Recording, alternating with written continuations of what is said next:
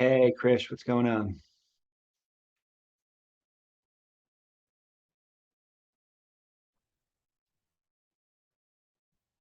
Like, it's good. How about you? I was just struggling with that Cardano node thing. Yeah, I know a lot of people who have done experiments putting their DB on different drives, but it's hard to know exactly the particulars of how that's going to work out. Thanks for navigating that. I actually just installed or built from source 135.3, and I want to see if it runs. 135.2 stopped working for me just yesterday. I think we should not use 135 because I think you saw my chat over there. I followed the Cardano's official documentation, and over there they have actually built Cardano node 1.3.4. So that's working pretty. I think that will work. So we should actually not jump. Might be it is in beta variant or something like that. Yeah, you're probably right. I can't resist playing with the latest one on testnet just to see if it works. But yeah, I think the safest thing to tell people is keep using 3.4. yeah, 1.3.4. yeah. All right, but I'm gonna try this anyway right now. Let's see. I've got it installed properly. Steve, got you some kisses, huh? Woo! That was crazy. It was eerie. Like as soon as it started playing, she just kind of sidled up to me and just started smooching on me and then was like, and then the next song came on and she was like, Yeah, I love hearing that. yeah, I'm really curious if other people experience the same phenomenon. That's so cool. All right, testing 135.3. We'll see what happens. I think in my case, like the testnet folder and like some initial DB folders are actually created, but it's somehow actually not able to connect with it. I think we need to mount it only. Like, should I share my screen so that you can get a better idea? Yeah, I'm so curious about this. Hey, Trevin. Oh, Everyone. Yeah. hey, welcome. Hey, Uli, good afternoon. Hi, everyone. Good to see you here. Oh, Krish, sorry, I didn't make it possible for you to share yet. All right, you could try now.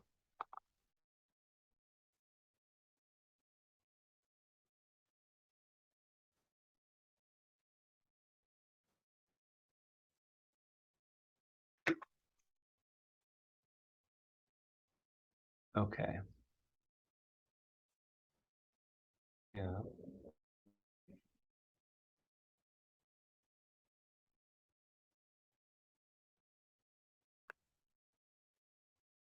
What's the path of that Cardano source folder one more time? I think you showed this in a screenshot, but um, you've got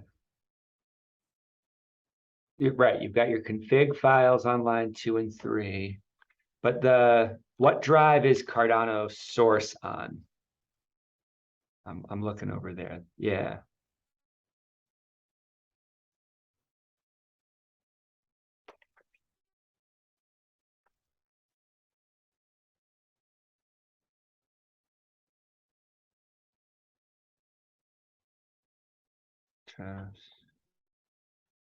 Okay. That's your home.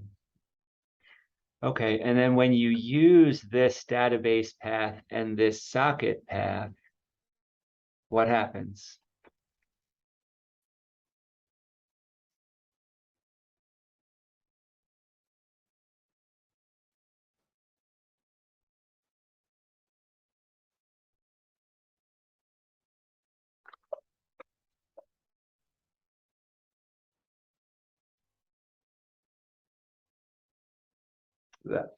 So that's syncing, right? So this is syncing from scratch again.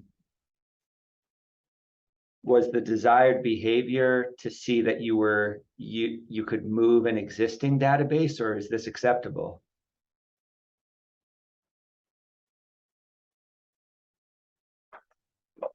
Oh, Krish, I'm not getting sound from you right now. Do we lose sound when you screen share?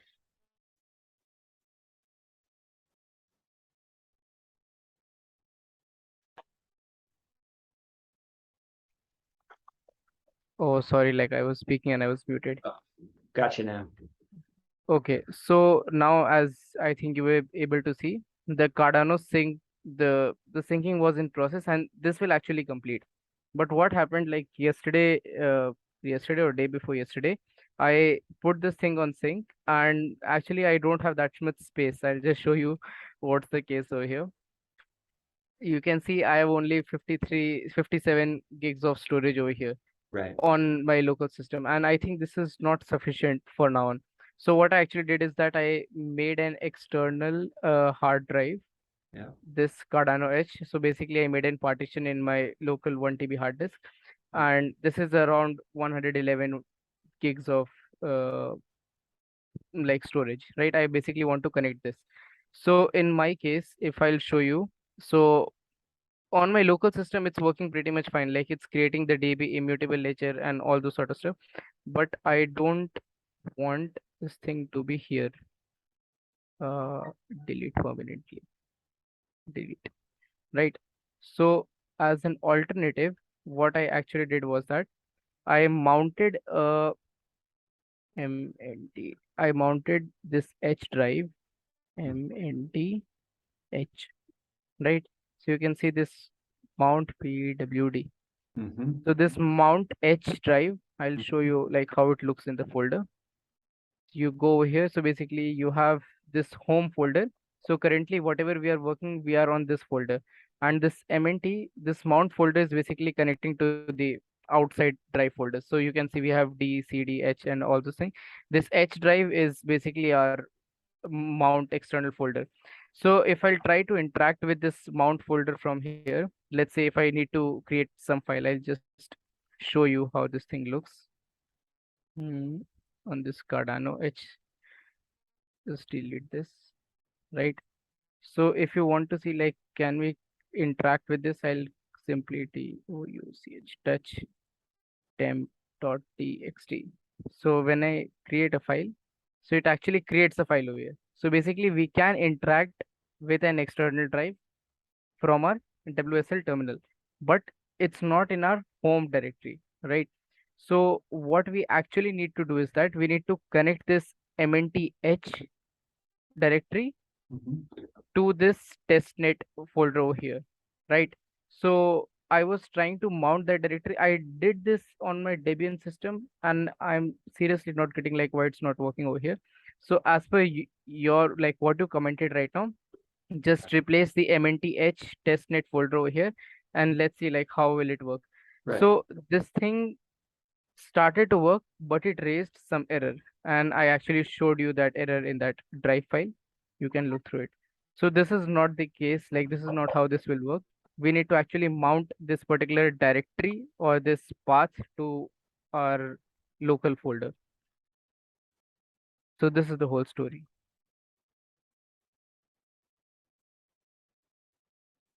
The error. Where did you share the error? It's on Discord only. You see this Google Drive link. Oh, that's the Google Drive. Oh, got it. It was a like full terminal path, like whatever it was coming out. So it basically failed down from here. Cardano node socket play. This thing. Operation unsupported. I think Unsupported bind operation. Okay. Okay. So I noticed a permissions problem when you were navigating in the file explorer. And anybody else feel free to jump in here. I'm definitely out of my element right now, so if anybody has better insights.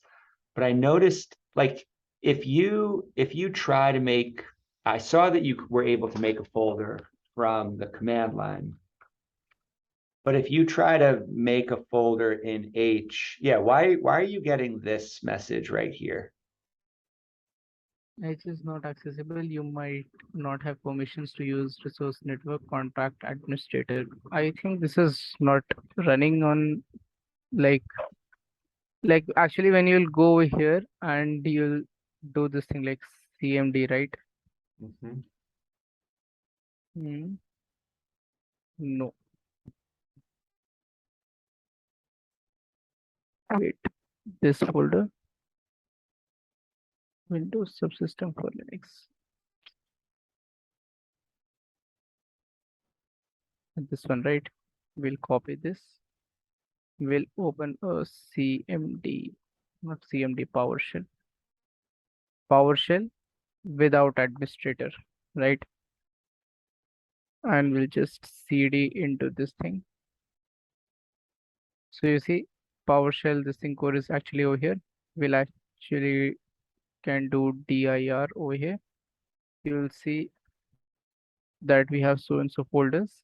If we'll go over here and cd into H, see, access denied over here because this is working over here. Now, if I actually go this thing and do in an PowerShell,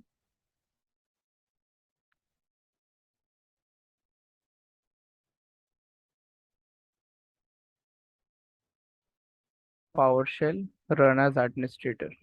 Yes. Now in this case, if I just copy this command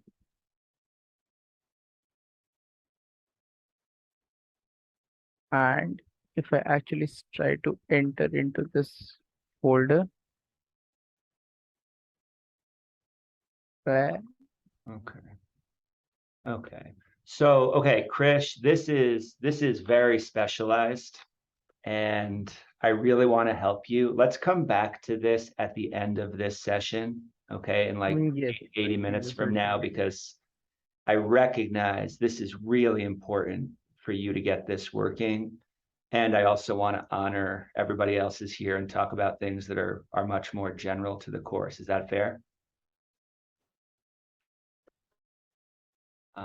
Yes, that's actually fair. I think this issue will take time. We can discuss other. Yeah, yeah. And if anybody else here, like I actually, if I was going to help with this, I would start by just Googling a bunch of things. So if anybody is ahead of me on this and can help out, I've never used WSL, but it looks like the problem that we're dealing with is just, it starts to build the database. For some reason, that part works, but it's the socket connection where you're going to have to do a little bit more research. All right. Well, hey, everybody. Welcome. Juan, Amir, Sam, Nelson. Hey, everybody. Hey, Lucas. Hey, Curtis. Just want to give a few shout outs. Lucas, thanks for pushing our team to think about how we support as many people as possible to make the most of these materials. And Nelson, thanks so much for the feedback earlier this week. And for example, hearing from you that Discord was a new tool. We can't know stuff like that unless somebody says it. So thank you so much. And want to make sure that we're not making any assumptions that are holding people back. And so everybody else here, I hope you know, if there's something silly that our team is just overlooking and that would make your life a lot easier, please be sure to speak up about that. Okay. I want you to be able to do hard things like writing smart contracts, but I don't want you to get stuck on some of the decisions that we've made here. So thank you so much for that, guys. Thanks to everybody who's been moving through the course and who completed the quick survey so far. I'm going to share my screen for just a moment here.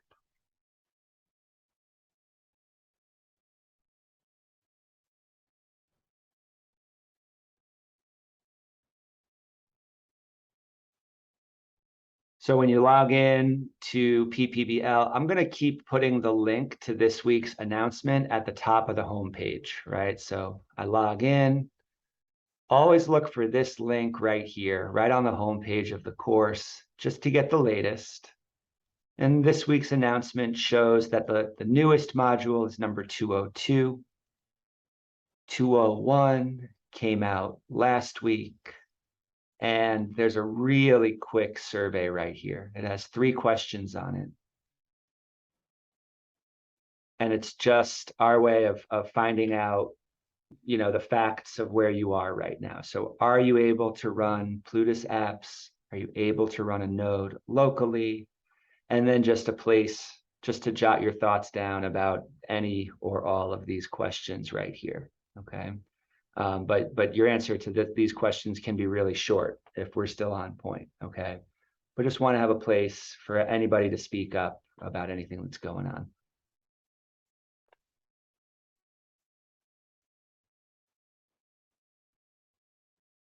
Any questions about Canvas notifications or Canvas in general before I keep going?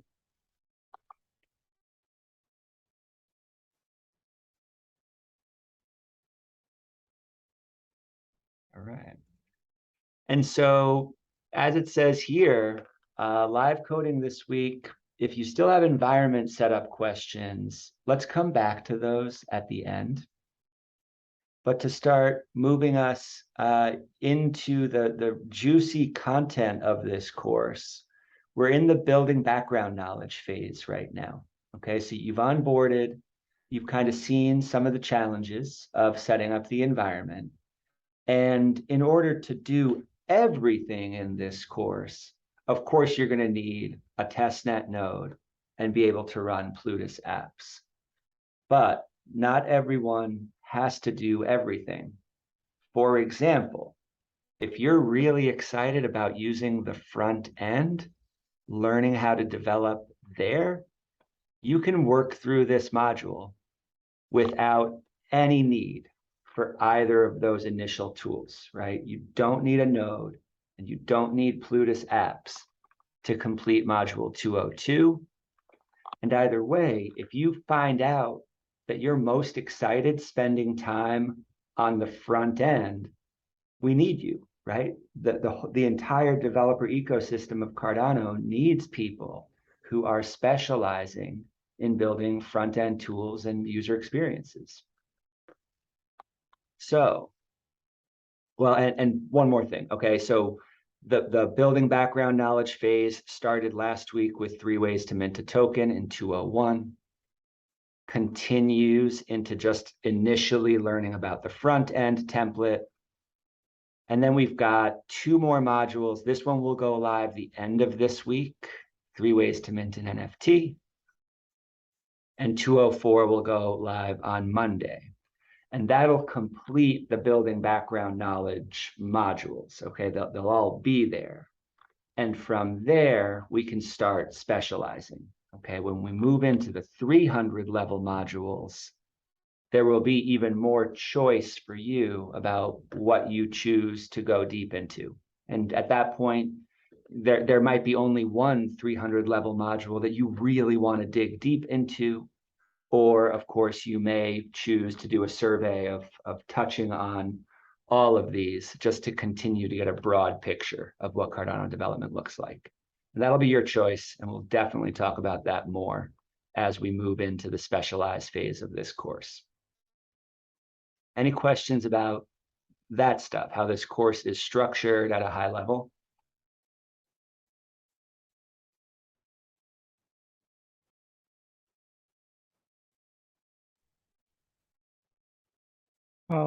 I want to ask one thing.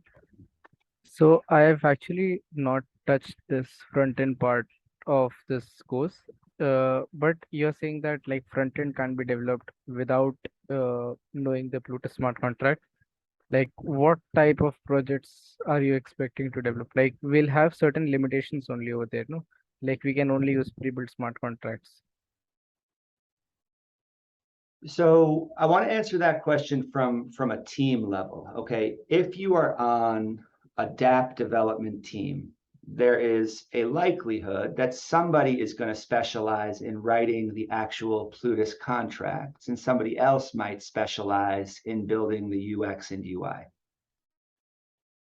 If that's the case, it's easy from a technical perspective for the Plutus developer to send a compiled Plutus script over to the front-end developer. And then the front-end developer can take that compiled script and build a front end that uses it. And this is a beautiful thing, okay? All of these new file types, right? A transaction built on Cardano CLI is just a file that could be sent around. It could be signed by different people and used in different ways, even before it's submitted to the blockchain. A Plutus script, same thing, right? That entire Haskell environment, it does what it does.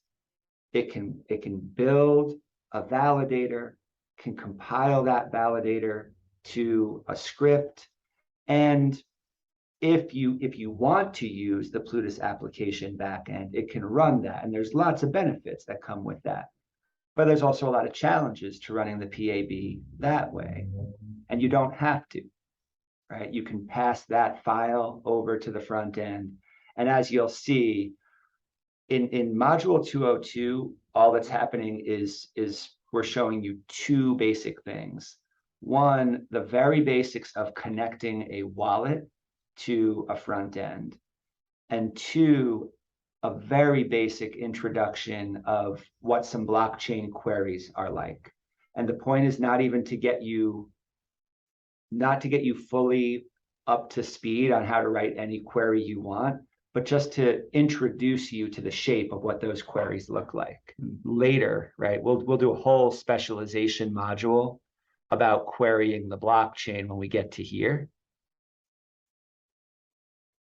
But the goal of module 202 is just for you to look at this, to say, okay, here's the basic shape of what a query looks like, so that we can start asking these questions. What would it look like if I tried to do this?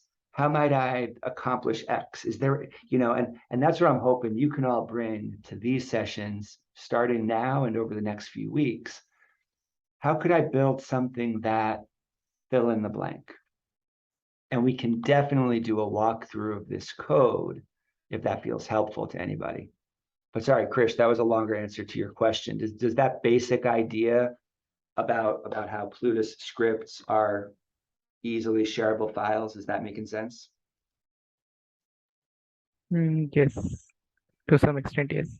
And I know you got to see it to believe it, right? So we're going to get into integrating those Plutus scripts that are compiled with a front end. But before we do that, we're going to start building some basic transactions, okay? Because every time you interact with a smart contract, all you're really doing is building specific sorts of transactions that meet the requirements of whatever validator is in the smart contract.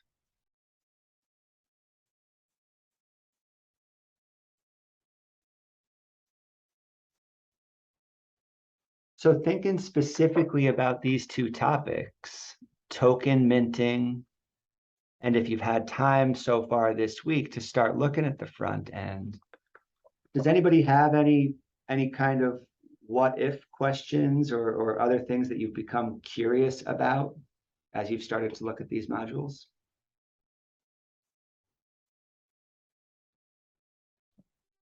I've been kind of wondering, you're talking about querying the blockchain. Is that something like a blockchain explorer, like Pool PM or something? Because I imagine that would be easier to make than like an application that interacts and creates transactions versus just viewing everything. That's exactly right. That's exactly right, right? So Pool PM is not really changing the blockchain. It's not building transactions that do anything. All it's doing is it's providing an interface that shows you information. And you're right, that's a lot easier to build than something that's well, and think about the risk as well, right? Not only is it technically a bit more straightforward to build, but the builder of Pool PM is not risking anybody like building a bad transaction with their tools and losing money. Right? Yeah, right.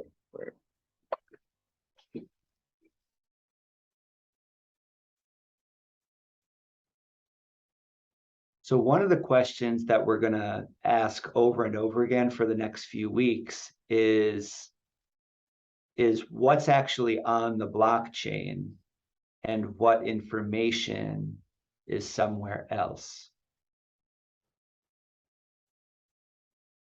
And at a very high level, right, the blockchain itself shows us the state of UTXOs right now, right? All it can do is it can show us which UTXOs currently live at each address on the blockchain.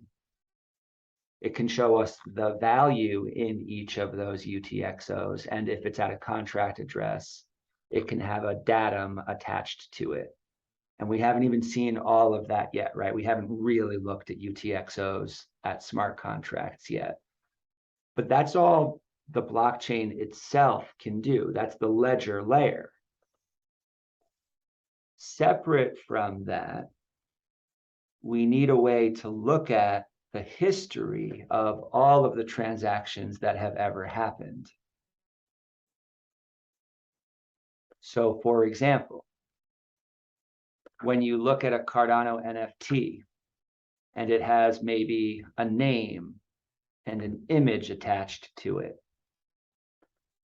all of that information associated with a standard NFT, the way it's currently done in the Cardano NFT space, that information is all coming from a minting transaction. It's not actually stored on the ledger itself. But you've got all this extra information that says, hey, here's the image that's associated with this token. Here's some parameters that are associated with this token, right? Like think about people who have started to explore video game artifacts, right?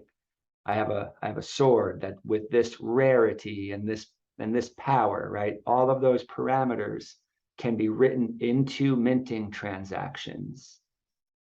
And that information doesn't live directly on the blockchain, but it lives on what's called, the tool is called DB Sync, that allows us to look at all of that historical information of all of the transactions that have ever happened. Yeah, how are we doing with those ideas? Roberto, what do you think? And that data is still immutable, right? Because even if you change it, if you reference it, it's still going to know it changed. Okay. That's right. So there are some people who would argue that DB Sync is itself a blockchain, right? Because at the very least, it is immutable data, and we can't go back and change the history of transactions that happened, right? It's just that to see those historical transactions, we don't query the blockchain itself, we query its history by looking at a tool like DB Sync.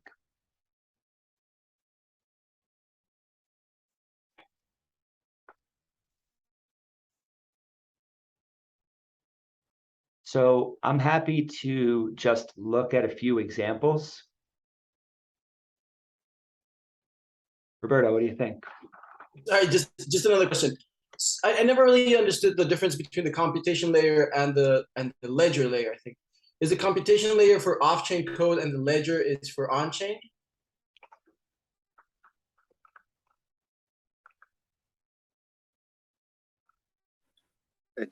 He's asking about the settlement layer and the computation layer. Right. Yes. Yeah, Sorry, so sorry. the ledger, the blockchain protocol would be the settlement layer, right? And then the computation layer, I'm not sure if that's a catch-all term for for a variety of things, or when you say computation layer, do you have a particular tool in mind? No, so I think when the architecture of the Cardano blockchain is explained, one of the advantages is that instead of Ethereum, which is like encompasses everything, this is separated. And I always thought that that had something to do with how, I don't know, Haskell worked, and because it's stateless, maybe that separated what was. But I was never really 100% clear on what that meant. Really, I don't know.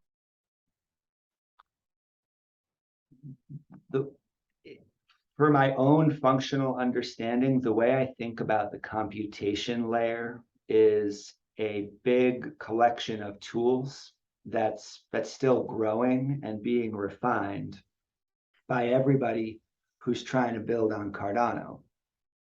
And what does that computation layer have to do? Well, this is kind of where the algebra part happens, right? This is where the computation of taking a bunch of different inputs and putting them into a transaction that creates one or more outputs. That's what I would think of as computation. And as we will see, it's possible to use more than just UTXOs as input to a transaction. You can also input some arbitrary data that the Plutus contract will check against. And that checking step, that step of building or attempting to build a transaction and allowing the whatever computation tools are being used to decide if the transaction is valid. Yeah, all of that is separate from the ledger itself, which can only hold the result of successful transactions once they've been computed successfully. You're right, differently than Ethereum works, right? We can do a lot of computation without ever changing the ledger layer itself, right? And only after the basic computations work can we say, okay, looks like that transaction is good. Let's sign it and submit it. And at that step, you've now changed the state of the settlement layer. So it's just a way to reference kind of how it works. Cardano CLI does all the work, and then the result, that's the only thing that's in the ledger. Okay, that makes sense. Thank you. Right. Now the result, which is going to then be on the ledger, right, is only the result until those new UTXOs are consumed by another transaction, which then results in a new state of the ledger layer. And this is why we also need a record of all the transactions that have ever happened, because that's what allows us to go back and look historically at whatever information we might need.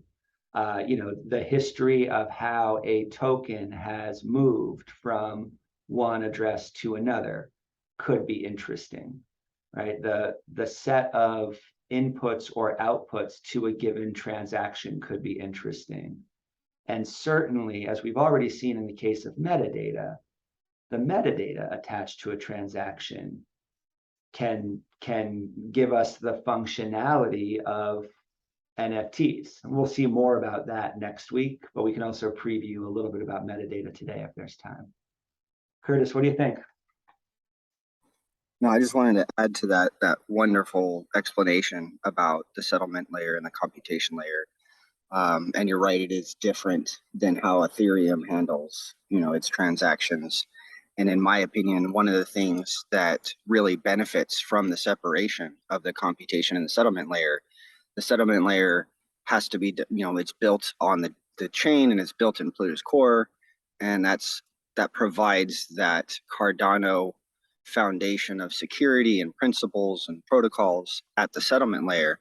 But because the computation layer is separated, it provides the ability to build it in whatever language you want. So in the future, you can operate your computation layer in Java or any preferable language Whereas, right, in like Ethereum or some of those chains, you're kind of forced into learning Solidity as your primary language and building on that. With Cardano, that's what they're working on, is allowing that computation layer to be built with any language. And imagine, right, the market share of developers, you know, with that capability. This is kind of the first blockchain to be able to do that. Yeah, I completely get what you mean. Okay. Yeah. Okay. So it's just the process of turning everything into Plutus Core. Awesome.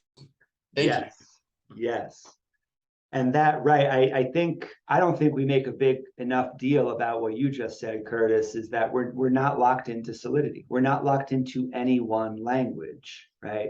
Yeah, eventually you have to compile down to a file format that the protocol layer understands. Yes, you do. How do you get to that point? There are only a growing list of options for doing so. And Plutus is just the first one. But already, right, Plutus, it's been on my list to play around with this, but here is a DSL, domain specific language. Yes, it's still Haskell, that delivers better memory results, right? Than Plutus TX. So might it end up being cheaper to write in other languages than Plutus? Could be. That's what they're trying to do, right? With Plutus, they're saying, hey, and you can read it for yourself, right? But let's improve efficiency, and let's make it easier to do some of the basic stuff that you're going to be repeating over and over again anyway, right? Names you recognize on this list of developers contributing to it, right? These are all teams that have a very strong interest in getting the lowest transaction cost possible. Yeah. And correct me if I'm wrong, James, isn't Cardano CLI itself built on Rust? That's right. That's right. Right, so it's already just an abstraction from the protocol layer. Krish.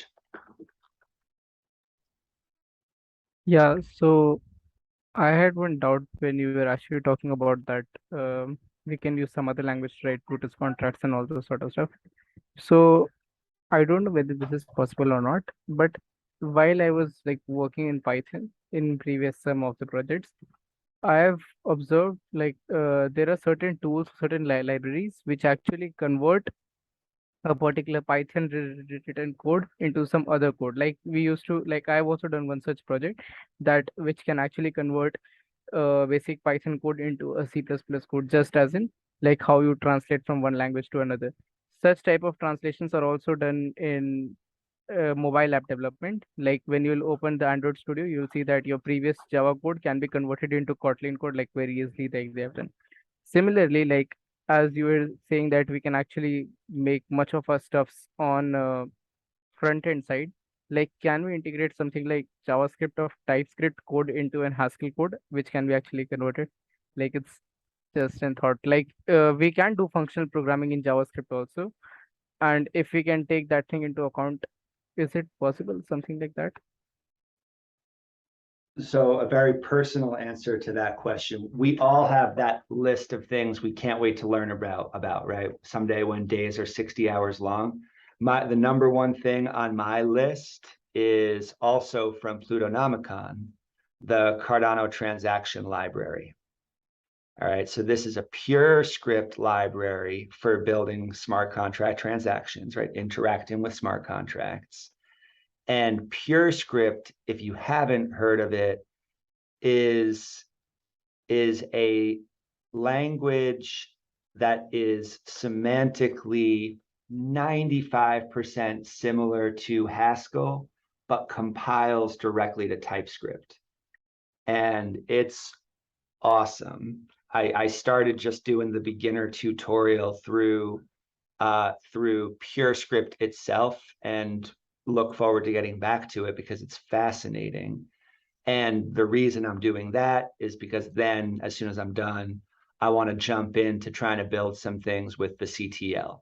And you'll hear Cardano devs out in the ecosystem talking about, oh, I'm really excited to be learning the CTL, right? So anybody, as we get to the specializing and contributing part of this course, if anybody wants to spend a few days hacking at this side by side, nothing would make me happier on a personal note. Okay, and I definitely recommend just if you're interested, taking a look at this, because in a big way, well, I could keep going, but I'll let you look into this, and let's come back to this, anybody who's interested, a couple weeks from now.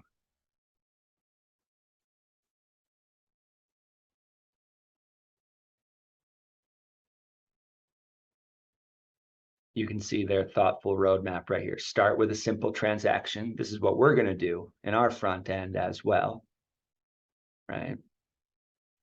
Then start thinking about smart contract transactions. And then start building out the functionality available to those transactions. Yeah, Krish.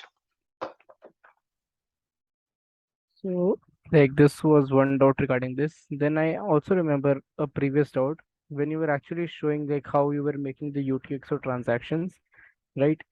So, in this, like, when you actually make a smart contract and basically, like, when you actually make a smart contract on the blockchain, like, is it like in Ethereum also, like, you put the smart contract on Cardano blockchain, or is it like it just processes the UTXO from one point to another? Excellent. Like, I know this is a basic conceptual question Well, regarding Cardano. this is that question is at the core of module 204, coming really soon. I think it's easier to talk about that question by showing you, and we could work through that. Would that be okay if we spend the next kind of half hour maybe doing just a very initial preview of what that contract is? Would that, any objections to that? No, I don't have objections. If you have time, you can spend it. That's Yeah, let's try it. Let's try it. Let's see how far we can go. That means we probably won't touch the front end template today, but for anybody who's really interested in that or minting, we can do that tomorrow. like conceptually, like I was trying to understand like how this Yeah. EUTXO model was actually working. Yeah. And like, okay, like we are able to process transactions manually, like how we were actually doing. Yes. But at the end of the day, I was not able to get this thing, like if we are having an EUTXO, then where does the token plays its role? Like it's just in transaction at the end of the day where you are actually transacting ADA from here to there. Good. That is the question at the core of how Cardano works. Okay, so you've seen already how to generate a Cardano address from a pair of keys, right? And when you create an address from keys, then you have your signing key, your private key.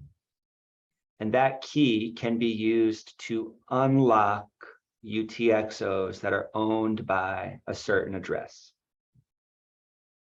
People feeling relatively comfortable with that idea? Okay. The thing is that those addresses that are derived from keys are not the only kind of address on Cardano. There's another type of address called a contract address. So where do those addresses come from? And I need to fire up my Nix shell right here so we can look at this together. And then I'll share screen.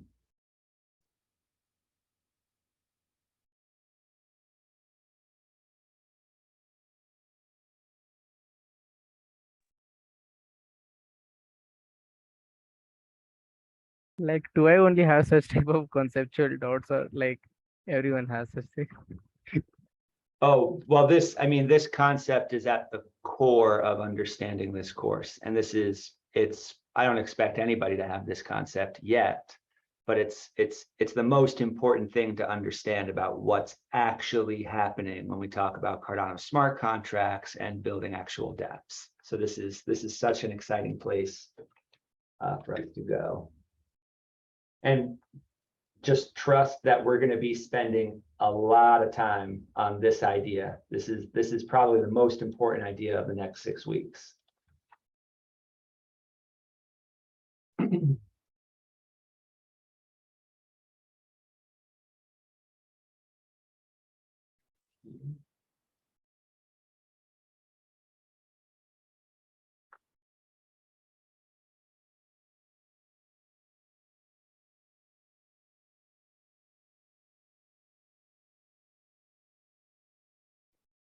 All right. And just let me know if I ever need to make the font size bigger. Yes, please. Got you. How's that for everybody? Okay. Perfect. So I'm in the PPBL course 2 folder, project number 1. Remember that we just had this. This was the very first script. And the reason we looked at this script early in the course was just because it provides a way just to make sure that you have Nix installed, Plutus apps running correctly, okay? But we are not even touching the functionality of Plutus yet at this point, okay? This is a template that essentially does nothing, right? And the Haskell code here says there's a function called myValidator that can take any 3 parameters, right? The underscore means doesn't matter what they are, and it will return a unit, which means success. Lucas, what do you think? I'm just puzzled with what those arrows are on line 10. Are those tab characters or Yes. something? Oh, yeah, no, this is because I have a formatter here. This is a dash and a greater than Okay. sign. I should Okay. probably turn that off, huh, for Oh, that's clarity in the code. that's cool. Thanks. Yeah, that's just auto completed. Okay, if I am running Nix shell correctly, I should be able to navigate to this course.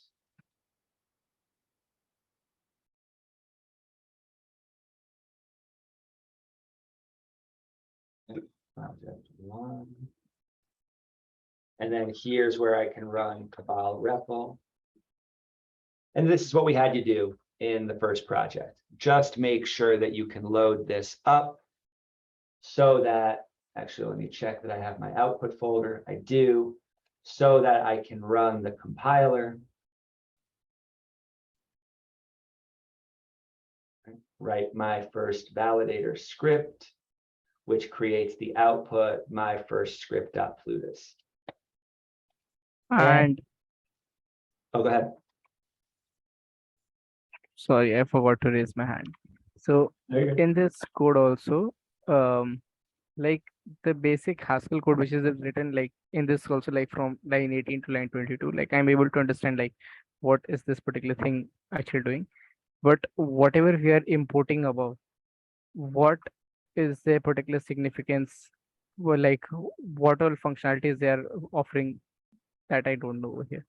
So that's also a doubt. Like I just compiled that smart contract, it just worked, and basically I don't know like what it's importing. Like from name you can actually derive like what it is, but conceptually, like even if I make an analogy with a simple C++ program, whenever we write, so we are actually told like what is an stdio.h, what this thing actually does.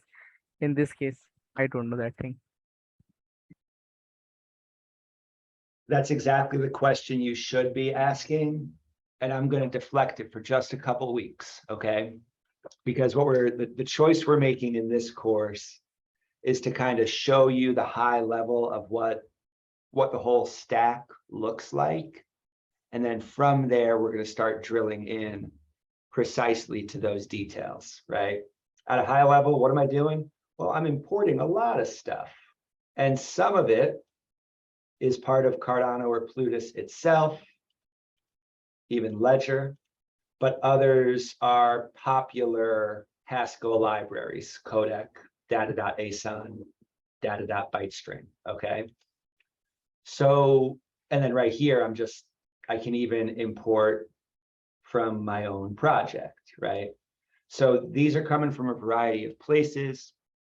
In order to use Plutus, you're going to be using a variety of packages, and you can look at the documentation for individual of these.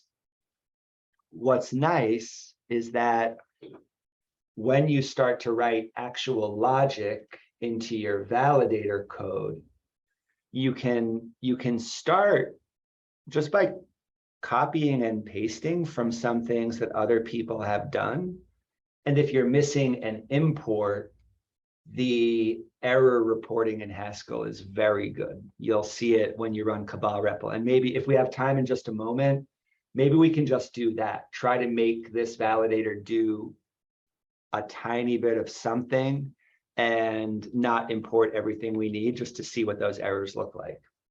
But before we even do that, I want to come back to the original question that brought us here.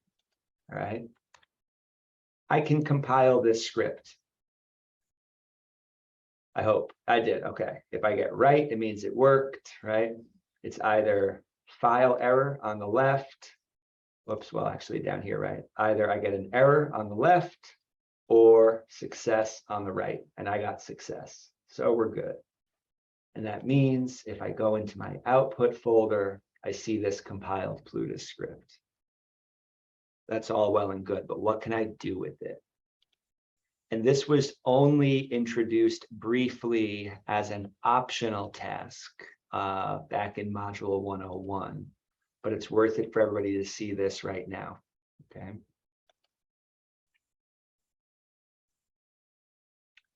What we can do is now I'm going to exit my Cabal REPL. Oops, let's try it again. I'm going to exit Nix shell, and now I'm just back on my Linux machine. And I need to just run a script I have that queries the tip, but this also sets, this little shell script just sets my node socket for me, and it queries the tips to show me that I'm synced up. So now that I've run that, I should be able to use Cardano CLI, and I do have a synced testnet node right now. And what I'm going to do is navigate to that output folder. Oh, it was in project 1.output. There we go. All right, here's the Plutus script I just compiled. Here's what it looks like. We saw this a couple of weeks ago. This has an extremely short CBOR hex string, right? This is the encoding of this contract. This is as short as it can basically get because it's not encoding much. But if you start to add any logic to your Plutus, obviously this string is going to get much longer. What I can do with this now. Is this some type of byte code, something like that? Yeah, it's a CBOR encoding. CBOR is different, like different from bytecode, but similar to that.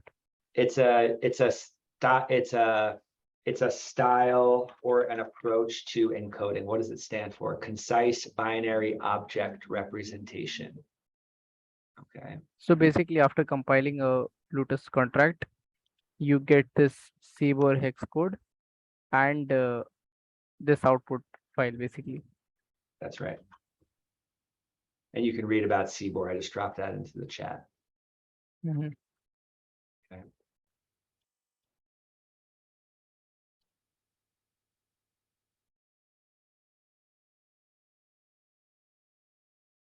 But this is where it gets even more interesting, because you saw earlier, if you were able to build your own address using Cardano CLI, you saw that you can build an address by using a payment verification key file, right? Your V key file that you created to generate an address. You could create a longer address by also including staking credentials, right? And so some kind of payment V key is required.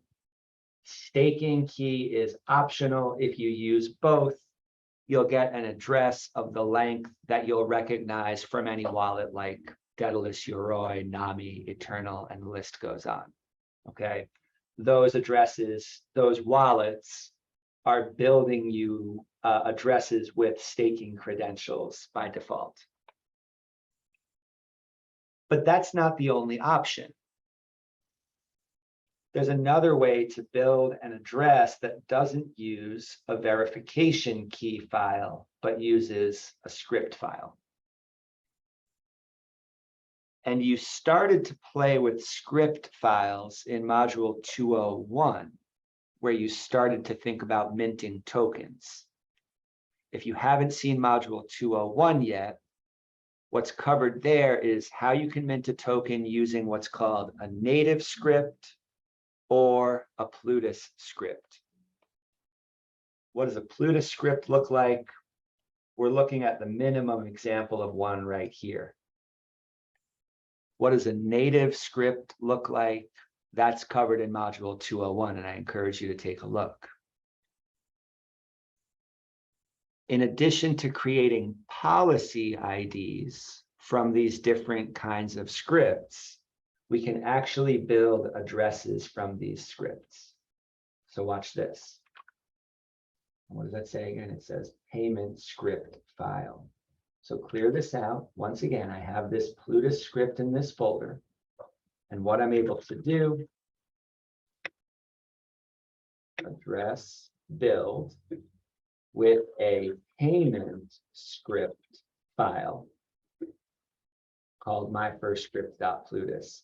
Now I also have to specify the network. And I didn't make a variable for this. Let me just grab that number over here.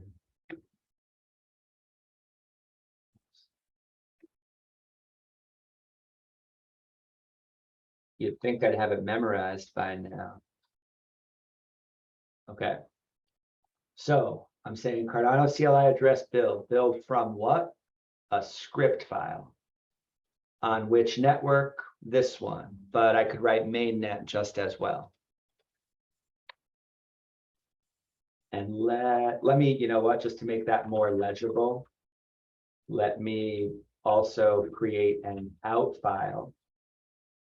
And this will be my first contract address. Okay. And now I have this new file. And inside of this file is an address. That's still not easy to read. Change that. Okay, but I do have this address right here. This is not a wallet address. This is a contract address. Now, wallets, the UTXOs in a wallet address can be unlocked by the signing key associated with that wallet. Contract addresses don't have signing keys. So what do they have? How would I unlock any UTXO that's locked up at this address right here? Maybe using the Plutus script?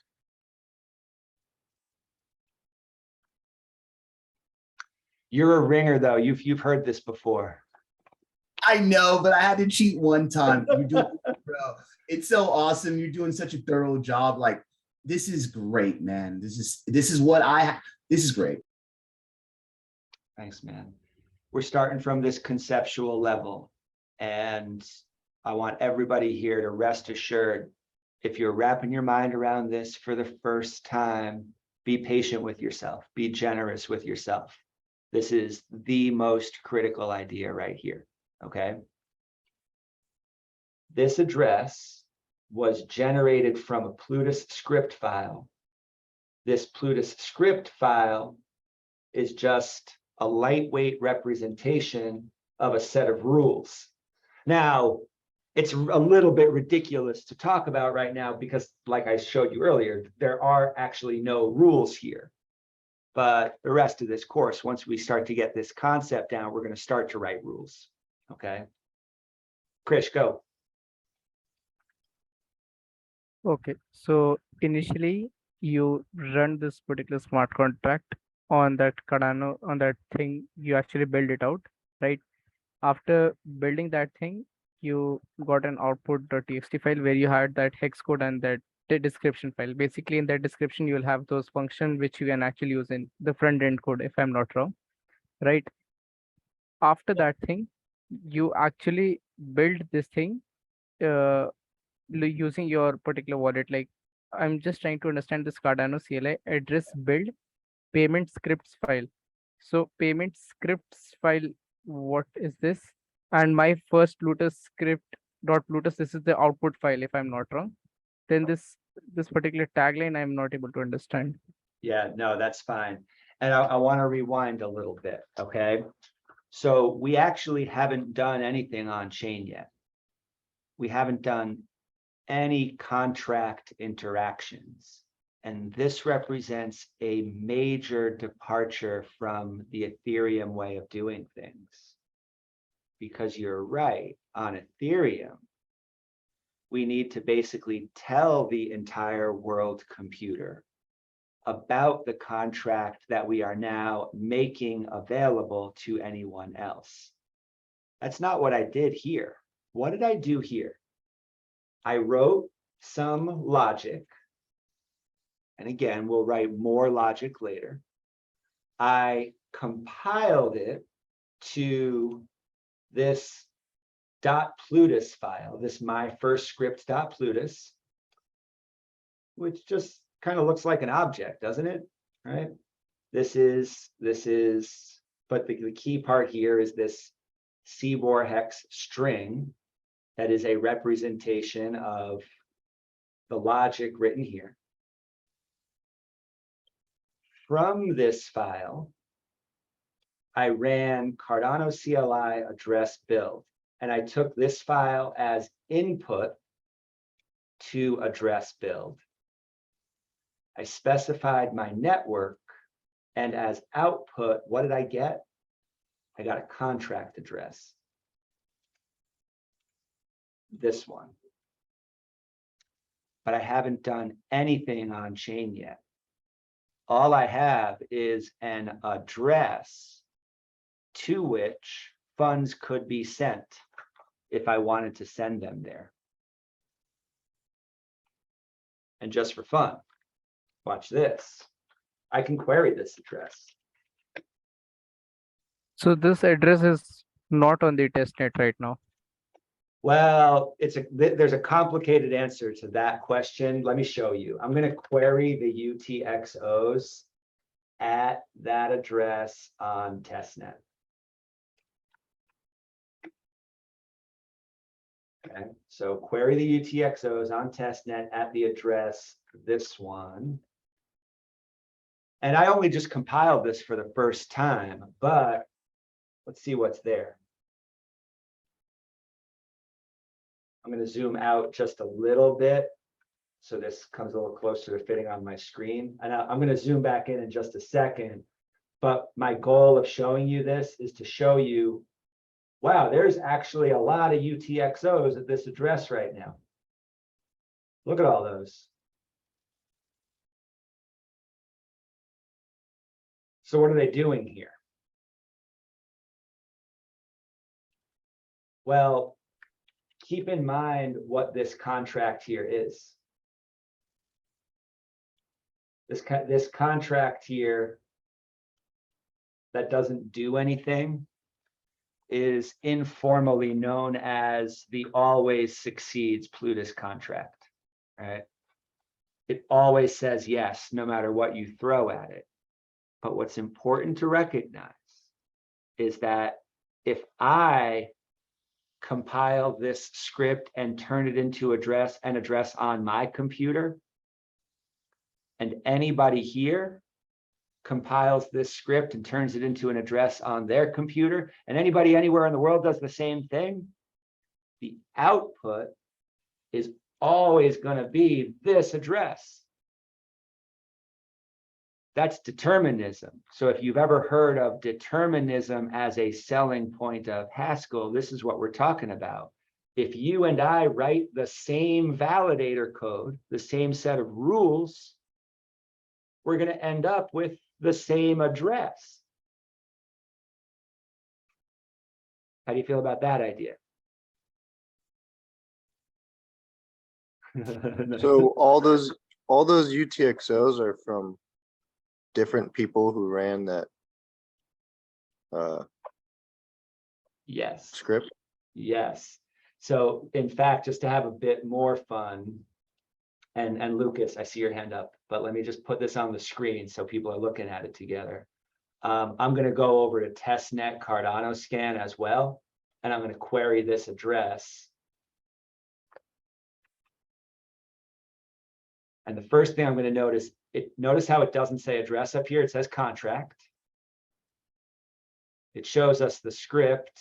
Oh, it's not verified. Yeah, it's kind of a not safe script to use, right? But you can scroll down. You can look at the transaction history of this thing. So people have been messing around with the always succeeds contract for a while now.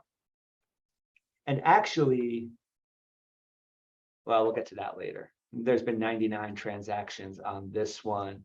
There's more to say there, but let me pause. Lucas, what do you think? Yeah, so I have a serious question and a playful question, which is the main thing is like I've been trying to understand how the addresses work, the payment addresses, and I sort of currently I understand it as like it's like randomizing an atom in the earth, and if you pick that atom that no one else owns, you just can randomize it and it's yours because you have the key, and from there you derive everything else. Now you're telling me that for the contracts, it's deterministic in which like the actual contract address is like an encode. The same way we got from the code to the CBOR, you get from the CBOR to the address. And it's amazing because it's if two people code exactly the same contract, it's really just the address is just an encoding of the whole logic. So I'm trying to reconcile the randomness in a payment address with how deterministic it is for a contract address. So, and I think we also spoke about in the situation where you have a list of addresses, you can't really tell which are which. Can you just, yeah, my playful question was, what if we look at this address in mainnet?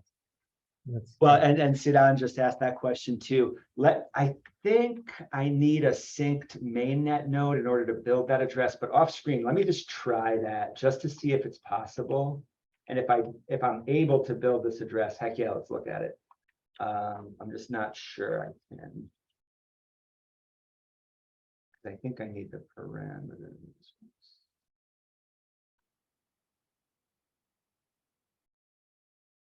Oh yeah, that worked. Okay. So let me just off screen here. I've got a mainnet address for always succeeds. And let me toggle over to mainnet. What do you think? Any funds there? People have played with it. 173 transactions, but nobody has Not left smart any funds money there for it. sure. Is it? The least smart money in Cardano right there, right? Right. But totally right, totally there for us to play with. Yeah. Now, Yeah. I'm just looking at Dagwell in the chat. Yeah. Oh, Lucas, what were you gonna say? Yeah, I was just asking you to reconcile the randomness of one and deterministic of, am I reading all this right? How, if they're so different, how come the list of mixing contracts and payment addresses is so similar? I mean, it's just a string. I mean, it's got its country code, its blockchain code on the front. But everything that follows that is just a hash, basically, of some other information, and that information might be encoding a verification key, or it might be a Plutus contract. Now I can see this is a shorter address than one that has staking credentials. So if I look at a list of addresses, it's easy to distinguish between the ones that have and don't have staking credentials. And a Plutus contract, you know, actually can have staking credentials. That's another thing for us to look at, right? But often if we're just going directly from the script to an address, you're going to end up with these shorter ones.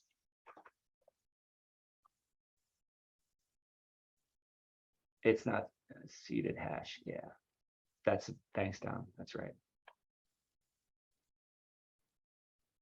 Krish, and then I'm going to get to Sam's question in the chat.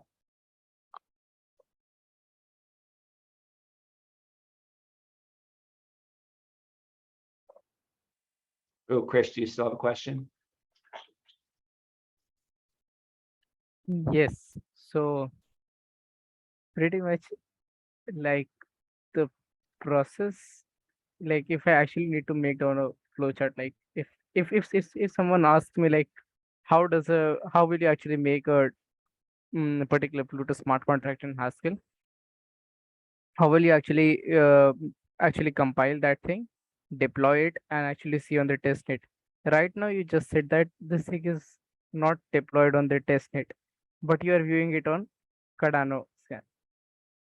So like if I'll actually make it, like if you can open a text file and if you can jot down the steps in series, so that just for my personal reference for clarity, like what is the thing, like this is the step one, you actually write the smart contract, you actually compile it, this thing, like I'm not getting it. Excellent. Okay, that's a perfect question, and let's keep going right there. And to answer that question, the first thing I'm going to show you is, you know, I made a testnet wallet, right? And I built this address right here in the course, and I can query it just like I was querying any other address. Query the UTXOs at this address that I built here, and I can see them. And I've been using this wallet throughout the course so far. I also created another address, right? For anybody who did the extension materials in module, I think it was 102, I just showed you like a quick little, you can write a quick little script to generate as many addresses as you want simply by running these 3 commands right here. And if I run these 3 commands, keygen for your payment keys, and then again for your stake keys, and then you build an address from those, you'll get additional addresses. And I can query this address too. Right? What's the shortcut for pressing backspace in terminal? Anybody know? I need to learn that. But look at this address. I made this address, but I haven't done anything with it yet. There's no UTXOs here when I query them. And I could show you up like in the web browser, but you could also see for yourself. This address right here, nothing has ever happened with this address, right? There's no history. Actually, and let me switch over very quickly. Just back to Cardano scan. And let me query this address while we're here.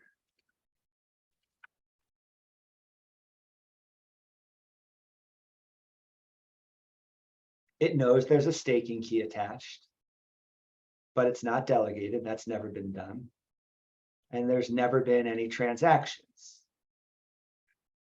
So in terms of on-chain information, what does this address represent?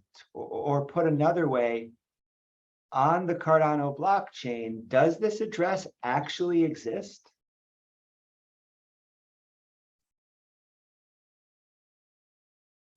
Well, it's deterministic. So if it does get included in a transaction that we'll submit, it's using the same protocol that we're using on the CLE. So yeah, it will exist.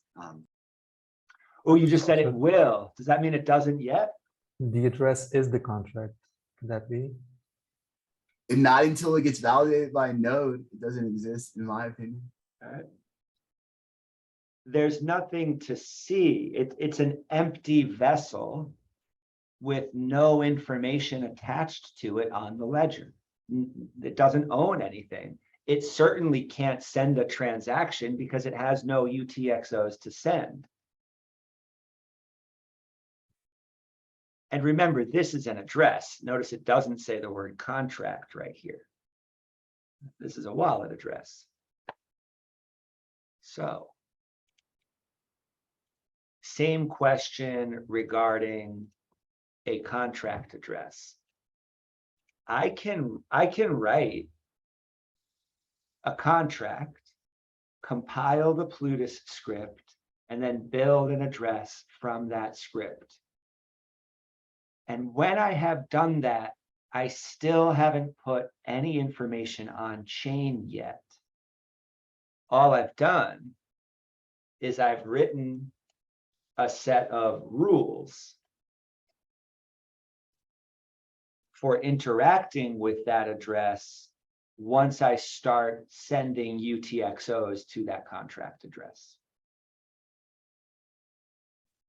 So to tie these things together, okay, there is actually a critical difference between wallet addresses and contract addresses, but it has to do with the way we send. Was this it? Yeah. It has to do with the way we lock value at those addresses. I can just send purely Lovelace or purely some Lovelace and some tokens to anybody with a Cardano address.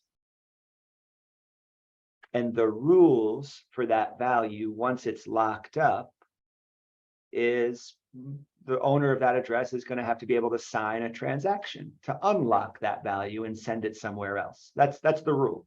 That's the validation logic. At a contract address, once again, you don't have private keys for a contract address. You have a validator. And a validator is a set of rules for unlocking something. When we lock UTXOs, right, and I'm using the word lock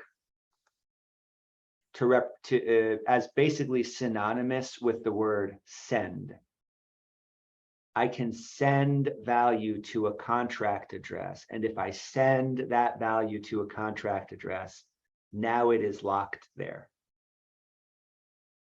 And when I do that, I have to include what's called datum. And datum is actually on chain. Okay. We're going to do a lot more with datum. This is one of the things you will have to understand in order to actually build a smart contract that does something. But the first thing to notice right here for now is that each of these UTXOs, which has a TX hash and a TX index, just like the other UTXOs we've been looking at, it's got Lovelace. Optionally, it has some tokens. Those are not required, right? I can add whatever tokens I want. But all of these, in order to be unlockable, they must have a datum hash attached to them.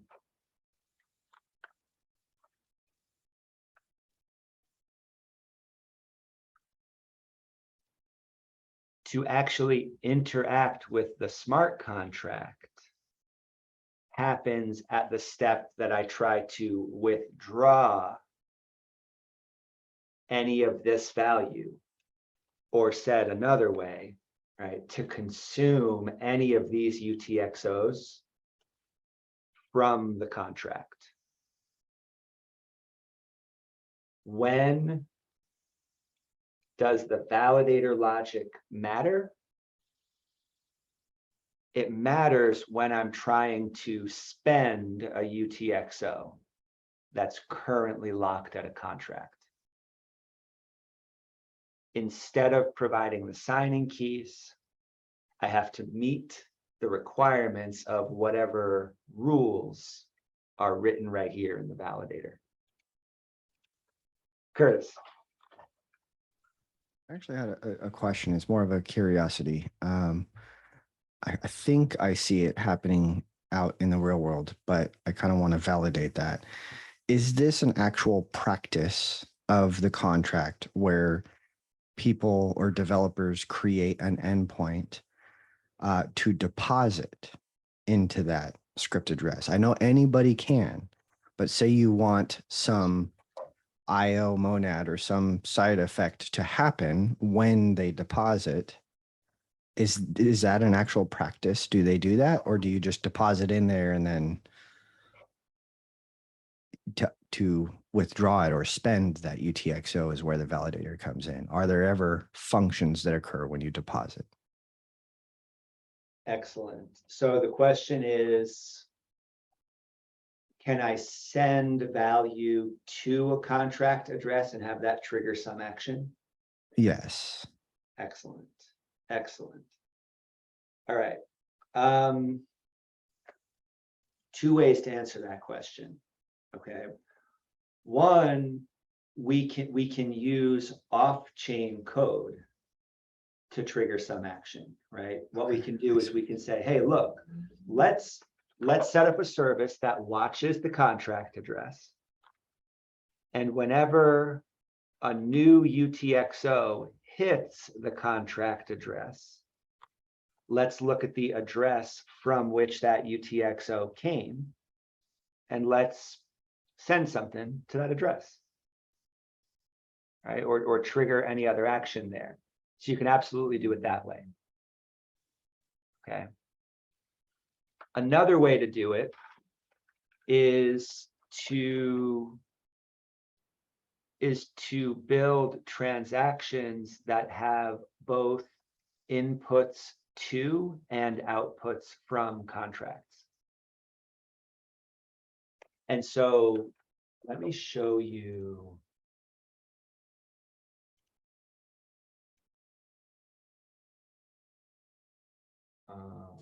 I think I have it documented here. The Gimbal bounty system actually has two contracts.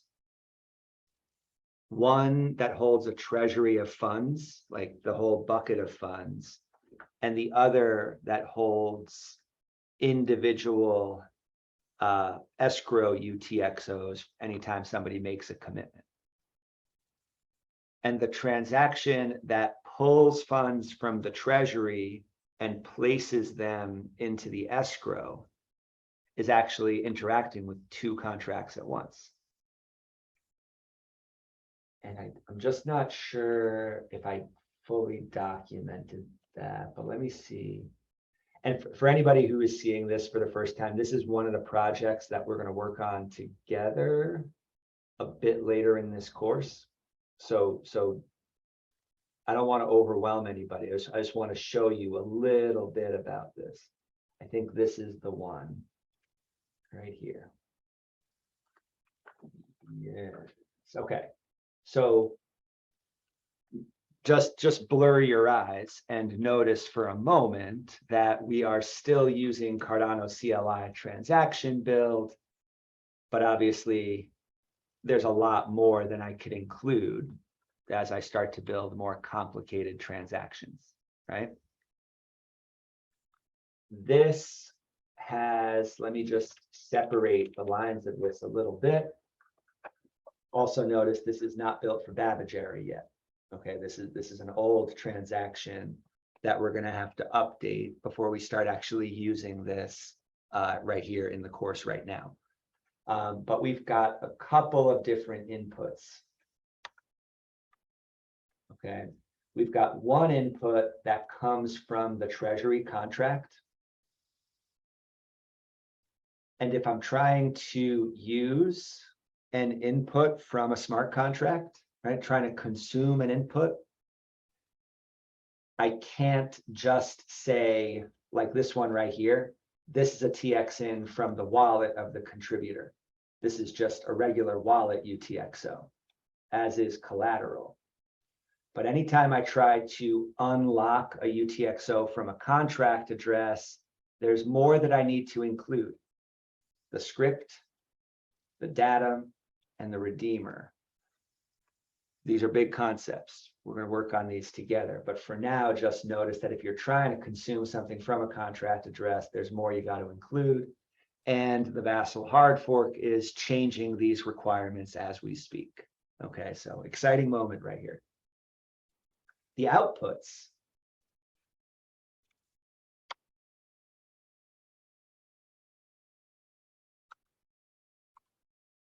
There's a few. There's one output that goes to the bounty contract. And that output needs to have datum attached to it. There's another output that sends remaining treasury funds back to the treasury, and that one is also going to need a datum hash. And then finally, the contributor gets their change. The only reason I'm showing you this right now is to give you a high-level view that it's possible to build transactions that both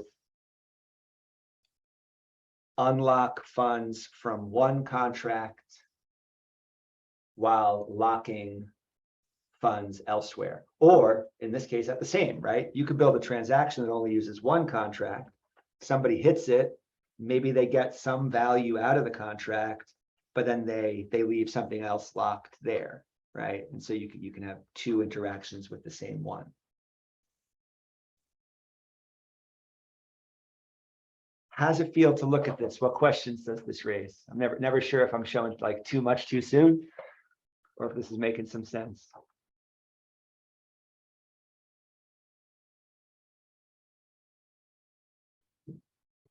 Yeah, it's really good. Yeah. Yeah, I was actually talking with Dagwell about datums and redeemers. And how do you explain that on the most basic level? Like, Okay. because yeah, just Totally. So you'll hear it different ways from different people. Okay.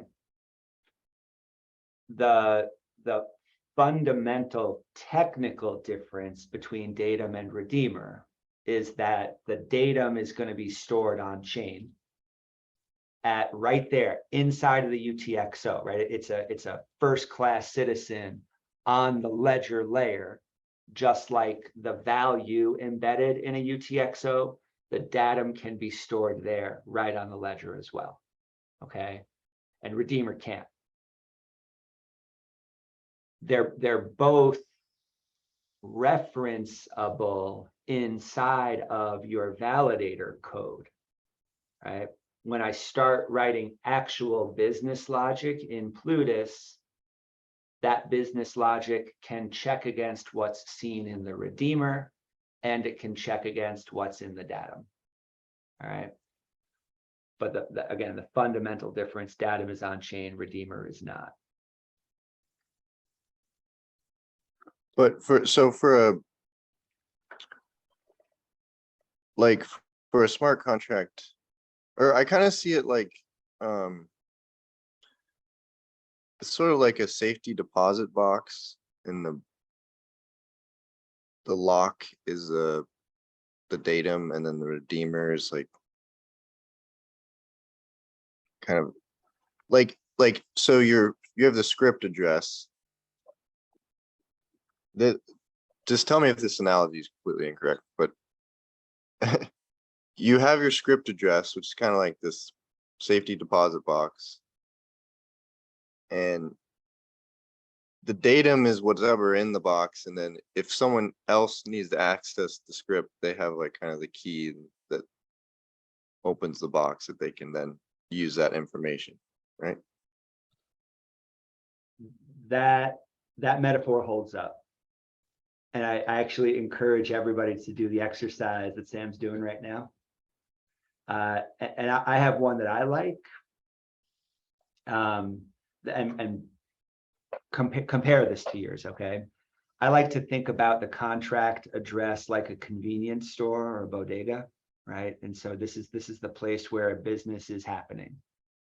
And what the redeemer is often used for is a statement of intent. I can walk into a convenience store and say, I'd like to buy a candy bar, or I can walk into a convenience store and say, I'd like to rob you at the cash register, right? There's all sorts of things I can say I want to do when I go in. And the redeemer is often going to play that function in validator code. The value, of course, right? The Lovelace or other tokens, that's the money in my pocket that I'm going to use to spend if I'm acting honestly. And the datum, maybe that's like my frequent buyer card, right? It has something about my access to discounts at the store or something like that. But we could keep going with metaphors, okay? Just here, I'm going to show you one more thing. Yeah, I'm going to show you one more thing just to go along with what I was just saying there. This one.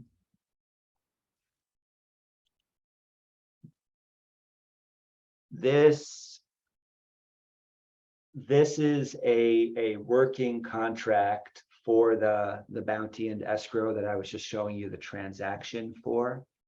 And my goal is for everybody here about 7 weeks from now to feel comfortable reading this code right here, okay?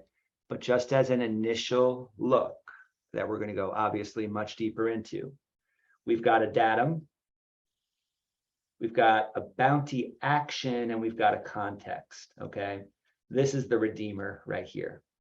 All right, so the standard 3 parameters for a validator are the datum, the redeemer, and the context, which means the context of the transaction in which this validator is being used, okay? We can look at that entire transaction and make some decisions based on it. We're going to talk about parameters later. They're very helpful, but don't worry about this yet. For now, datum, redeemer, context. And the bounty action, right? The thing in the place of the redeemer is simply, oh, this is defined over here in types. Let me just open up the types file.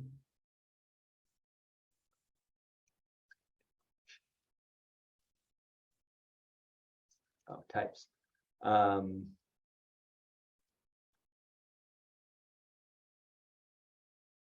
This is how bounty action is defined. Right? Bounty action can only have 3 values. It could be cancel, update, or distribute. We'll talk about what this part is doing, this indexed part, when we start actually building transactions for this thing. But the important thing you need to see now is that bounty action can have these 3 values. And notice that these 3 values each are statements of intent. In my validator, I have one set of rules. If the intent of the person interacting with my contract is to cancel a bounty, I have a different set of rules if the intent is to update the bounty. And then a third set of rules if the intent is to distribute the bounty. Come on in, tell me what you want to do, cancel, update, or distribute.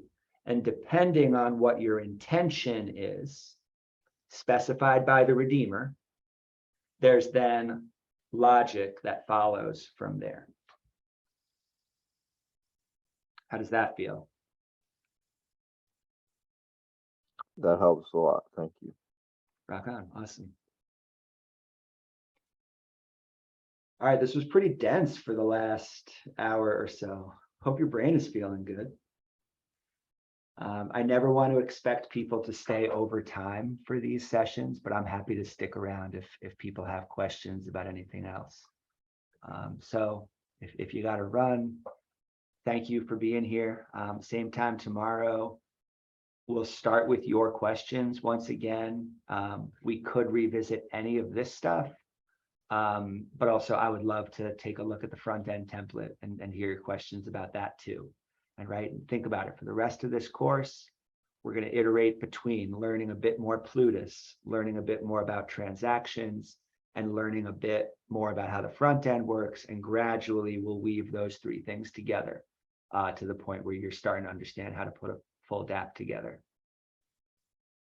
We'll try not to make it too painful, Krish.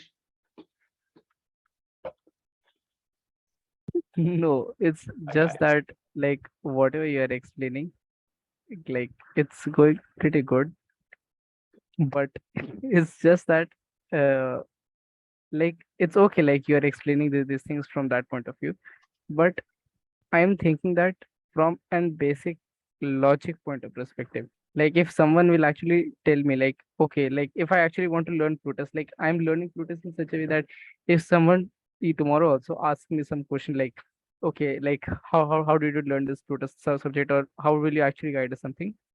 So I'll tell that, okay, like you need to know like the basic concepts of blockchain. Like you need to actually, like if someone will actually ask me a very simple thing, like on the Ethereum side, I'll just give an analogy if you have a time.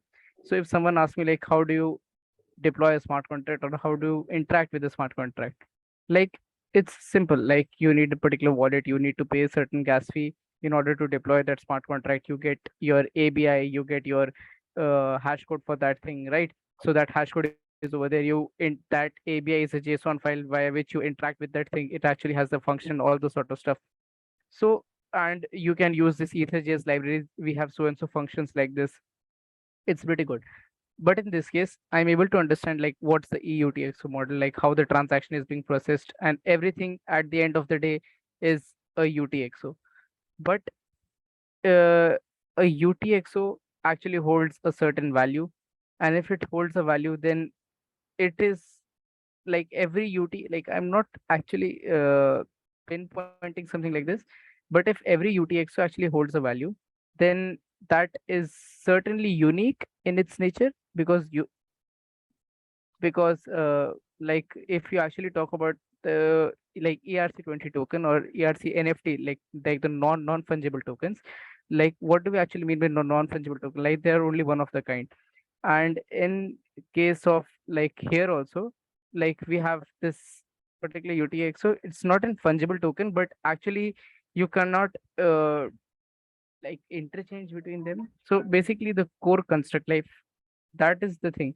Like even if I tell you, like if you open a particular text file and if you start writing like 0.1, write this Plutus code. 0.2, you need to set like 0.1, firstly you need to set a cabal project. 0.2, you need to set this thing. 0.3, you need to set this thing. So that from that core construct level, I'm trying to understand. I know most of you are actually experts in this field, but I am a student and I try to understand things like of course, like you are able to understand like this thing, like what's actually happening over here. I'm also trying to catch most of the stuff, but it's only like it's based on the like you just read the particular code, like okay, in case of action, cancel, update, distribute. So okay, what will happen if cancel case occurs? This thing will happen. What will happen if the update case occurs? This thing will happen. But that's just an analogy, like I'm trying to derive or trying to understand the technical core, like how is this thing switch case statement, like how is this thing actually working? That is the point where I'm actually lacking in order to understand this thing. Yes. Yes. Dominic, what do you think? So I just want to say that from my experience, and like some of this is refresher, but every time you sit down and learn, you get new stuff. I just want to say that the process that they put out, learning how to install the command line and working on the command line. I know it doesn't look like it at first, but I feel like part of the answers that you're searching for are within how the transaction are submitted, building the transaction and getting the flow with that. That gives you so much insight to the actual heartbeat of how the chain is operating. For instance, just like the flexibility of being able to go from like right now, like something very subtle. And I just want to point this out to you really quick. And then I want to go back to a main point. But when he was on the screen where he was showing the contract to build, to send that transaction. So there's a way to put that in a file. There's a way to put that in Seaboard. There's a way to put that in JSON. You can just put the value directly on there like he's done. So there's multiple ways. And I think the important thing to understand is that it's really about the flow of understanding how the transaction is processed, how it goes out after a node. And there is so much flexibility built into the way that you can submit a transaction to what kind of tools you can use. If you get caught up in that, you're going to be looking at that forever because it's made flexible so you can attack a transaction from so many different ways. I think the current way we're going, where we're submitting transactions and you're learning how you can modularly like add something to that. Right now, it's just money. Now we're going to add an NFT. Now we're going to lock that NFT to script. Now we're going to put actual datum on that so you can prevent other people from getting that. So like what we're doing, we're going down a pathway that's going to give you a main understanding of how to work and interact with the chain. But you got to understand, in my opinion, you have to understand that there are a lot of different ways to crack this nut. So what we're doing is like trying to establish like the initial like walking strength to get through the path. So the other stuff is going to come. It's going to come all at once, like a lot when you get like some more basic understanding. And right now we're getting like a peek into the future, and all this stuff is really good into the future. But I would caution and I would recommend to go with the flow on this, because all the questions that you're asking, those questions aren't going to go anywhere. And as we go through the course, I feel like you're going to be able to answer those questions for yourself.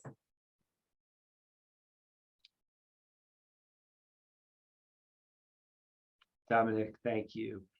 And to just reiterate, I mean, we're trying to pack information into 10 weeks just on a logistical level, right? And 10 weeks is not enough time to build a dApp that's ready for mainstream, mainnet, right? What 10 weeks is enough for is to start building your foundation of what Dominic is saying, right? These building blocks, these thought patterns and mental models. And our intention with this course is, hey, it's okay if 6 months from now you look back and you say, oh, I finally got it. Oh, that's the concept they were trying to show me right there. That's okay. That's okay, right? We're going to go as far as we can in the next 10 weeks. And our goal here is to kind of give you as much of the big picture as possible, so then you can go whichever direction you want as you start really putting those ideas into practice. Curtis, that sounds fun. And yeah, so what do people think about Walgi's point? Contracts should never have been used in Cardano lingo.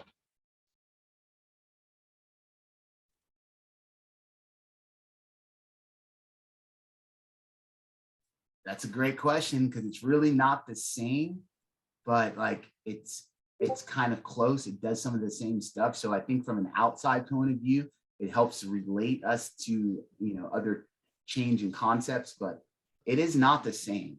It's much more localized, so it's interesting. I think it's sorry. Yeah, I think it's sorry. I think it's even less helpful because it's not the same. I think we were using the word contract. The address says it's a contract and it's actually a validator. And if you look at Plutus apps, they talk about contracts and it's not the same thing, right? It's the monad that handles these things and builds the transactions. And then people are like, oh, how do you deploy a contract? And that's not, I mean, it was on the call, like, it's not really a notion that makes so much sense in Cardano. Does an address exist if no one's using it? Maybe. But I think people get stuck on that. I got stuck on that. And we don't really help ourselves by having things that are literally called contracts in the code base.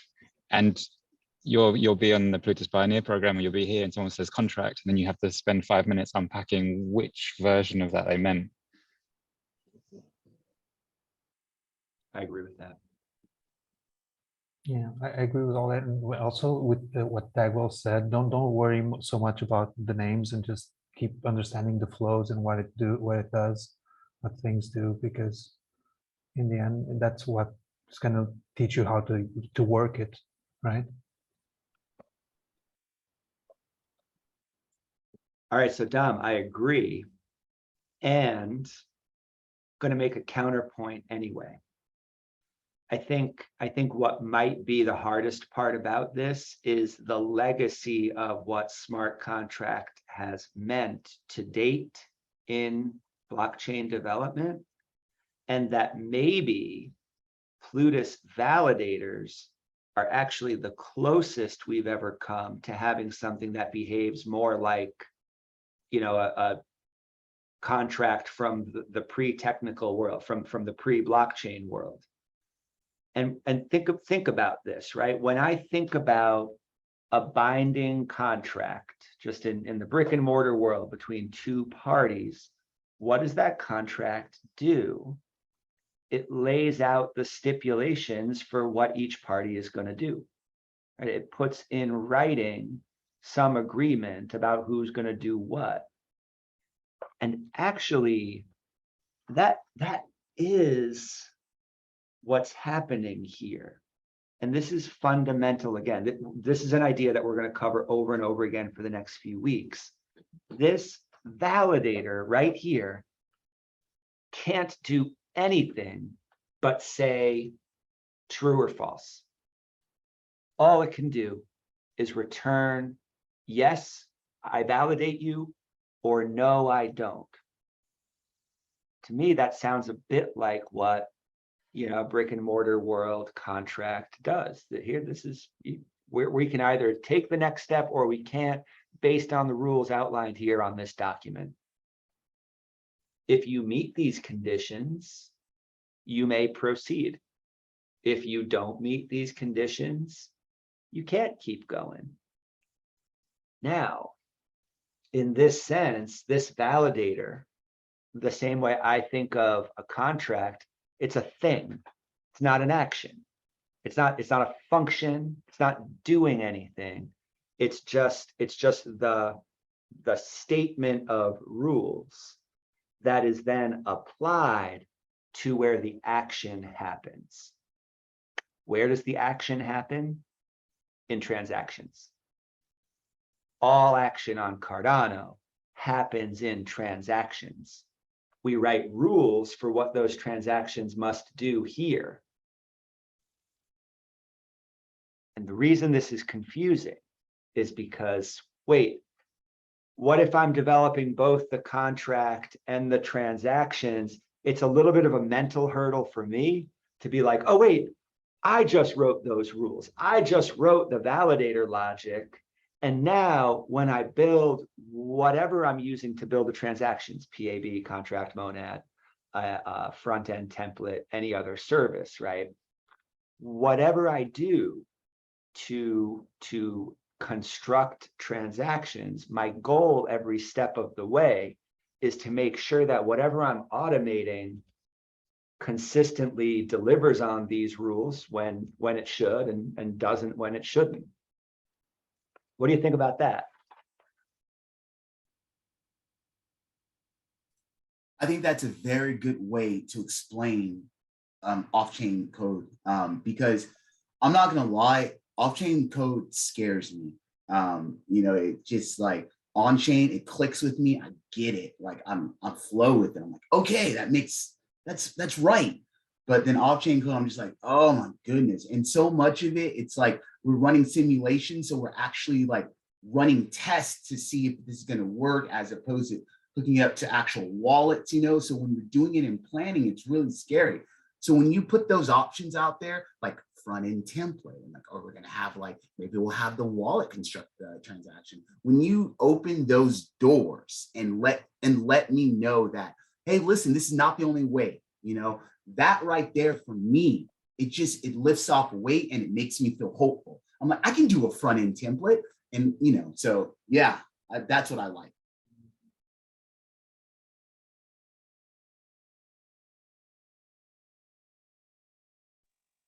For me, I think it's really interesting because everything fits so nicely together, and everything is like the separation of responsibilities and assurance of integrity, and feels like it's really miles away from anything else out there.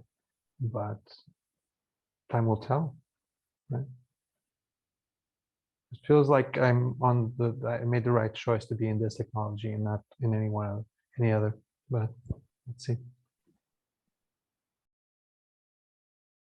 I had the bizarre human experience of under like wrapping my mind around these ideas at the very same time that the in general token prices were just plummeting, and so there was all sorts of reason to be pessimistic if you were watching the market, but all I could think was to be bullish. I was like, wait a minute, but that tech does what? And that works. That it does. It makes sense. I mean, it makes sense to me, right? We might all be wrong, but I'm feeling pretty excited about what we're going to be able to get this thing to do.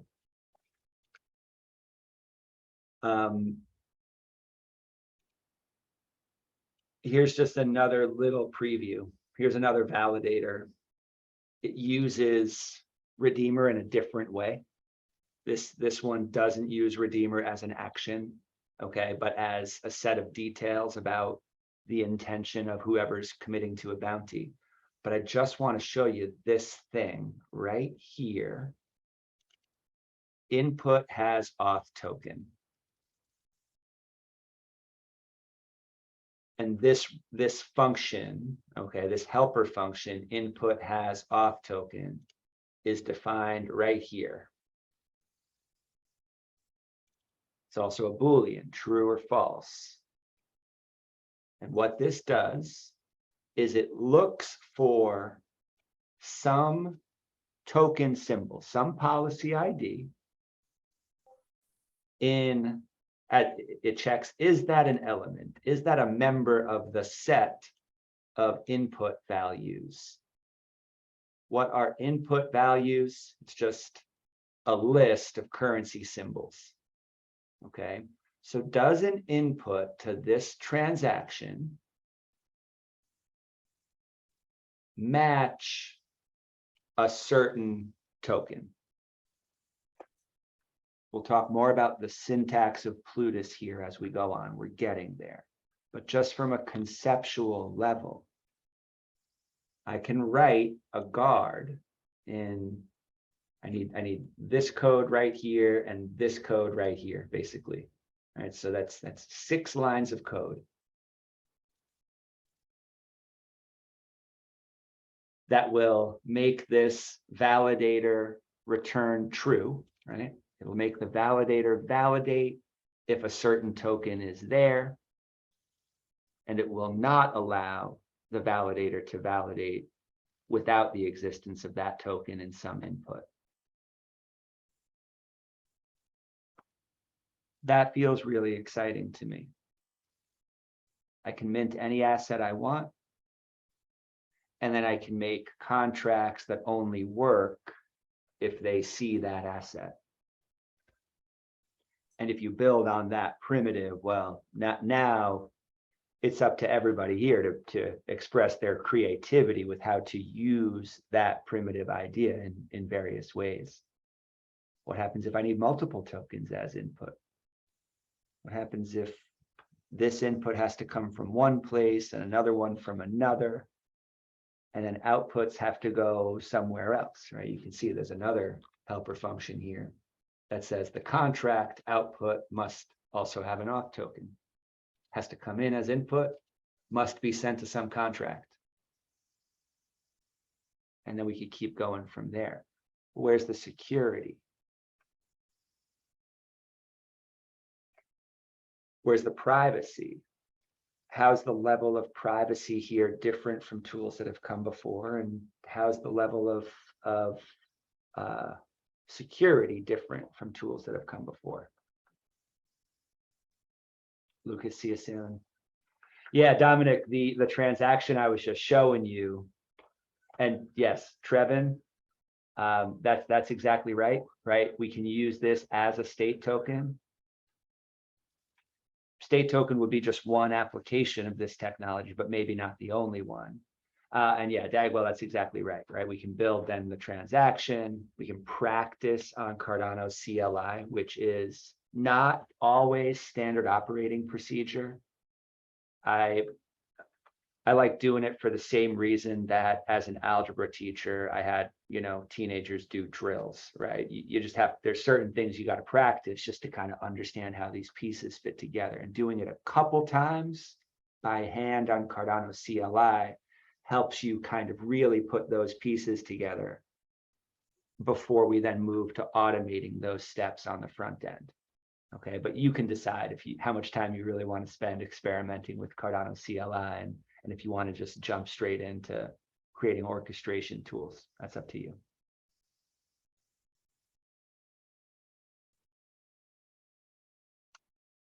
And you want to get us started about DIDs now too?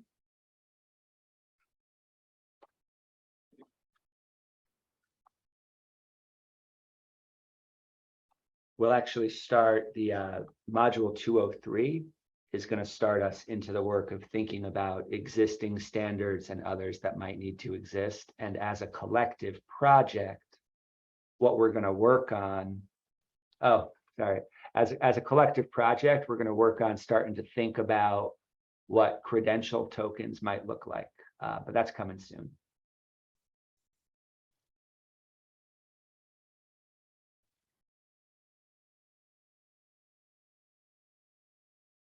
All right, we packed it in today. As you could tell, I could keep going on this stuff, but let's give our brains a break. I will process this recording and upload it. Has anybody not been able to find the recordings on Canvas?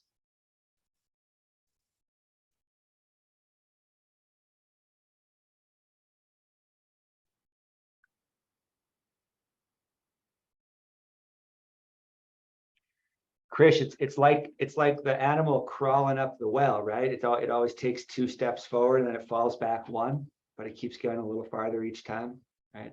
I actually feel the same exact way as you, and I'm excited to be learning from you real soon.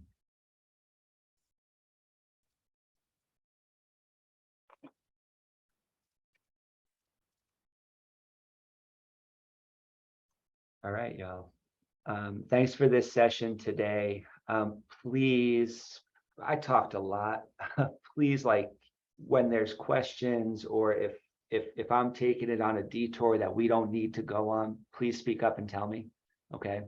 I want to really meet people here where you want to go. Okay. Thanks, Bernard.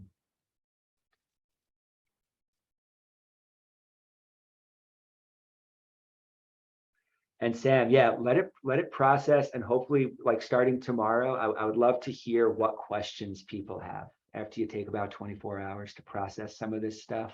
I would love to just kick it off, hearing what you've been thinking about since right now. No, but yeah, this has been a great session. I do appreciate the kind of big picture approach and then working our way down later.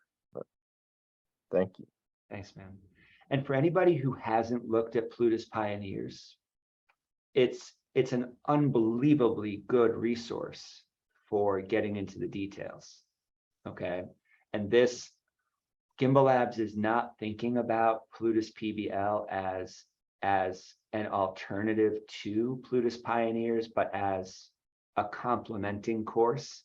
Okay, where we're looking at high level and the full stack.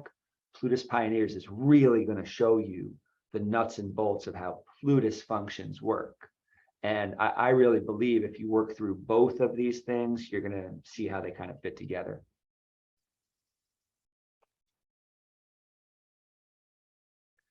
All right, I'm going to close this meeting. I appreciate all of you and look forward to our next conversation. See you soon.